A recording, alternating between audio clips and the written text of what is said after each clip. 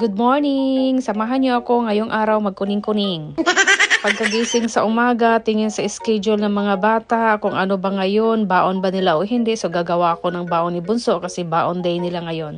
Ang baon ni Bunso ngayon ay gusto niya yung baboy na kulay pink. So sa kanin naglagay ako ng furikake siya, seasoning siya sa kanin na merong color. Pag naglagay kayo nito, kukunti lang kasi medyo maalat-alat ito. Tapos bago niyo ipadala sa anak niyo sa school, tikman niyo kasi kawawa naman kung kakain na maalat. Paglagay kayo ng ulam, na kahit anong ulam, ang ginagawa ko palagi ay dapat yung nakakain niya at saka paborito niya para siguradong makain talaga niya. At saka kukunti lang para madali silang matapos. Ang lahat ng mga sinasabi ko ay natutunan ko yan doon sa Yochen or kindergarten sa pinapasukan ng anak ko. Yun ang ina-advise sa akin ng teacher. Sa tulong ng cutter and mapadali ang paggawa sa atin ng ubento. Pagkahatid ko kay Bunso mga Zay, ako ay umuwi tapos kumain lang saglit tapos nagkuning-kuning and then paalis na tayo dahil school day ko rin ngayon. Dahil tayo matanda-tanda na Day, ayaw ko mag-upo-upo o magtuwad-tuwa dyan para ayusin na yung sapatos. Gamitan natin ng panungkit Day, oy.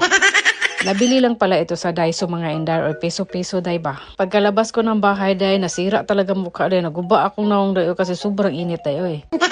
Tapos nag-vlog-vlog man tayo Day. Yung kabilang kamay Day nakahawak sa payong, yung kabilang kamay Day nakahawak cellphone Day. Magtiis tayo Day no.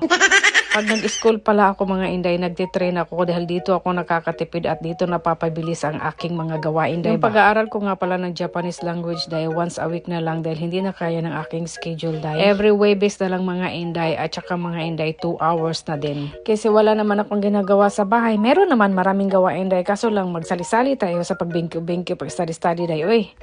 So sa mga oras na yan ay nasa station na ako or nasa machi or man tawag sa English, hindi ko alam Day. Nasa underground ba ako niya, naglalakad, papunta nga pala ako ng underground na naglalakad. Feeling ako dyan na estudyante blues ako Day ba. Pagkababa ko nga pala ng train mga inday, maglalakad pa ako ng ilang kilometro mga inday, oy.